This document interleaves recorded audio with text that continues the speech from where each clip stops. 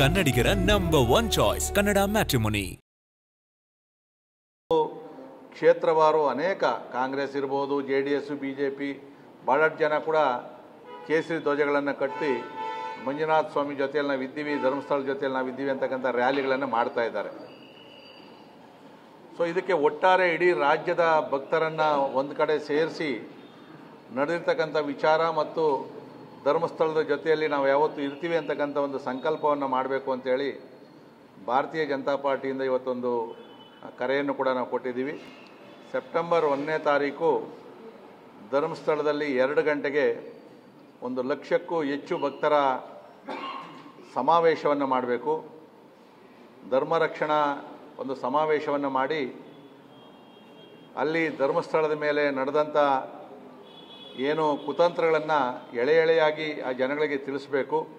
ಮತ್ತು ಇನ್ನು ಮುಂದೆ ಯಾವುದೇ ಧಾರ್ಮಿಕ ಕ್ಷೇತ್ರದ ಬಗ್ಗೆ ಈ ಥರ ಕನ್ನಡ ಮ್ಯಾಟ್ರಿಮೋನಿಯಲ್ಲಿ ಹೇರಾಳವಾದ ಚಾಯ್ಸ್ ಇದೆ. ಲಕ್ಷಾಂತರ ಜನರಿಗೆ ನಮ್ಮ ಕನ್ನಡ ಮ್ಯಾಟ್ರಿಮೋನಿ ಮೂಲಕ ಮದುವೆ ಆಗಿದೆ. ಇದಕ್ಕಿಂತ ಬೇರೇನ್ ಬೇಕು? ಕನ್ನಡಿಗರ ನಂಬರ್ 1 ಚಾಯ್ಸ್ ಕನ್ನಡ ಮ್ಯಾಟ್ರಿಮೋನಿ. ಸುಳ್ಳು ಅಪಪ್ರಚಾರವನ್ನು ಮಾಡೋರ ಮೇಲೆ ಸರ್ಕಾರ ನಿರ್ದಾಕ್ಷಿಣ್ಯವಾಗಿ ಕ್ರಮವನ್ನು ಕೈಗೊಳ್ಳಬೇಕು. ಈ ಧರ್ಮಸ್ಥಳದಲ್ಲಿ ಅದನ್ನು ತೋರಿಸಬೇಕು. SIT ತನಿಖೆ ಏನು ಮಾಡ್ತಾ ಇದೆ ಅಂತಕ್ಕಂಥ ಒಂದು ಹಕ್ಕನ್ನು ಕೂಡ ಅವತ್ತು ನಾವು ಮಂಡಿಸೋರಿದ್ದೀವಿ. ಜೊತೆಯಲ್ಲಿ ಇವತ್ತು ಏನು SIT ತನಿಖೆ ಆಗ್ತಾಯಿದೆ ಅದರ ಪಾಡಿಗಾದರೂ ತನಿಖೆಯನ್ನು ಮಾಡಲಿ. ಅದರ ವ್ಯಾಪ್ತಿಯನ್ನು ಮೀರಿ ಇವತ್ತು ಇದರಲ್ಲಿ ಏನು ಒಂದು ಬುರುಡೆ ಗ್ಯಾಂಗ್ ಸೇರಿಕೊಂಡಿದೆ, ಇವತ್ತು ನಾವು ಅನೇಕ ಮಾಧ್ಯಮಗಳ ಮುಖಾಂತರ ಮತ್ತು ಸೋಷಿಯಲ್ ವಿಡಿಯೋ ಮುಖಾಂತರ ಕೂಡ ನಾವು ನೋಡಿದ್ದೀವಿ. ಇದಕ್ಕೆ ಅಂತಾರಾಷ್ಟ್ರೀಯ ಕೈವಾಡ ಕೂಡ ಇದೆ.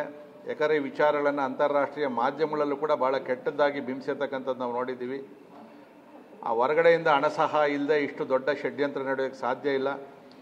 ಮತ್ತು ಇವತ್ತು ಆಂತರಿಕವಾದಂಥ ಶತ್ರುಗಳೇನಿದ್ದಾರೆ, ಹೊರಗಡೆಯ ಶತ್ರುಗಳು ಸೇರಿಕೊಂಡು ಇವತ್ತು ನಮ್ಮ ಆಂತರಿಕ ವಿಚಾರಗಳಲ್ಲಿ ಧಕ್ಕೆಯನ್ನು ತರ್ತಕ್ಕಂಥದ್ದು, ನಮ್ಮ ಆಚಾರ ವಿಚಾರಗಳಿಗೆ ಘನತೆಯನ್ನು ಕುಗ್ಸ್ತಕ್ಕಂಥ ಕೆಲಸವನ್ನು ಮಾಡೋದು ಅಂತಕ್ಕಂಥದ್ದು ಮಾಹಿತಿ ಇರ್ತಕ್ಕಂಥದ್ದು.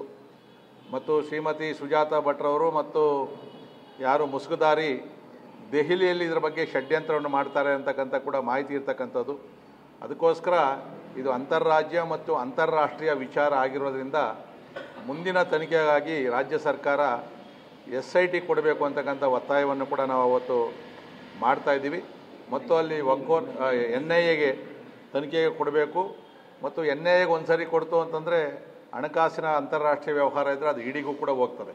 ಸೊ ಅದು ರಾಷ್ಟ್ರೀಯ ತನಿಖಾ ದಳಗಳು ಅದರ ವಿಚಾರವನ್ನು ಮುಂದುವರಿಸಬೇಕು ಅಂತಕ್ಕಂಥ ಒತ್ತಾಯವನ್ನು, ಜೊತೆಯಲ್ಲಿ ಧರ್ಮಸ್ಥಳಕ್ಕಾಗಲಿ ಇನ್ನೊಂದು ಯಾವುದೇ ಈ ಥರದ ಆದಾಗ ನಾವೆಲ್ಲ ಈ ರೀತಿಯಾಗಿ ಯಾವುದೋ ಒಂದು ಪಕ್ಷ ಇನ್ನೊಂದು ನೋಡದೆ ನಾವು ಒಂದಾಗಬೇಕು ಅಂತಕ್ಕಂಥ ಒಂದು ಸಂದೇಶವನ್ನು ಕೊಡ್ತೀವಿ. ಇದು ಭಾರತೀಯ ಜನತಾ ಪಾರ್ಟಿಯಿಂದ ನಡೆಯುವಂಥ ಕಾರ್ಯಕ್ರಮ ಆದರೂ ಕೂಡ ಇದರಲ್ಲಿ ಯಾವುದೇ ರೀತಿಯಾದಂಥ ನಾವು ಭಾರತೀಯ ಜನತಾ ಪಾರ್ಟಿಯ ಚಿಹ್ನೆಗಳನ್ನಾಗಲಿ ಮುಖಂಡರುಗಳ ಎಲ್ಲೂ ಫೋಟೋಗಳನ್ನು ಹಾಕೊಳ್ಳಿ ನಾವು ಯೂಸ್ ಮಾಡೋದಿಲ್ಲ. ಧಾರ್ಮಿಕ ಕೇಸರಿ ಧ್ವಜಗಳನ್ನು, ಕೇಸರಿ ಶಾಲುಗಳನ್ನು ಕೊಡ್ತೀವಿ. ಇದನ್ನು ಯಾರು ಕೂಡ ಅಪಾರ್ಥ ಮಾಡ್ಕೊಳ್ಳೋದು ಬೇಡ. ಇದನ್ನು ರಾಜಕೀಯಗೊಳಿಸೋದ್ರಲ್ಲಿ ನಮಗೂ ಏನು ಕೂಡ ಇದರಲ್ಲಿ ದುರುದ್ದೇಶ ಇಲ್ಲ.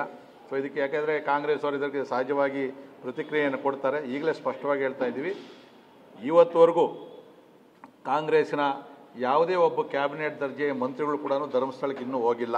ಇಷ್ಟೆಲ್ಲ ಕೂಡ ಆದರೂ ಕೂಡ ನಾವು ಕೂಡ ಅಸೆಂಬ್ಲಿಯಲ್ಲಿ ಹೇಳಿದ್ವಿ, ತಾವು ತಮ್ಮ ಸಹೋದ್ಯೋಗಿಗಳ ಜೊತೆಯಲ್ಲಿ ಹೋಗಿ ಧರ್ಮಸ್ಥಳಕ್ಕೆ ಹೋಗಿ ಮಂಜುನಾಥ ಸ್ವಾಮಿ ಪೂಜೆಯನ್ನು ಮಾಡಿ ಭಕ್ತರಿಗೆ ಧೈರ್ಯವನ್ನು ಕೊಡ್ರಿ ಅಂತೇಳಿ. ಸೊ ಇವತ್ತು ರಾಜಕೀಯ ಅಂತ ಹೇಳ್ತಾರೆ, ಇಲ್ಲ ನೀವು ಮಾಡಿರಿ, ಇಲ್ಲ ನಾವು ಮಾಡೋಕ್ಕೆ ಬಿಡ್ರಿ. ಸೊ ನೀವು ಮಾಡಲಿಲ್ಲ, ನಾವು ಈ ಒಂದು ಧರ್ಮ ಜಾಗೃತಿ ಕಾರ್ಯಕ್ರಮವನ್ನು ಮಾಡ್ತಾ ಇದ್ದೀವಿ. ಕನ್ನಡಿಗರ ನಂಬರ್ 1 ಚಾಯ್ಸ್ ಕನ್ನಡ ಮ್ಯಾಟ್ರಿಮೋನಿ.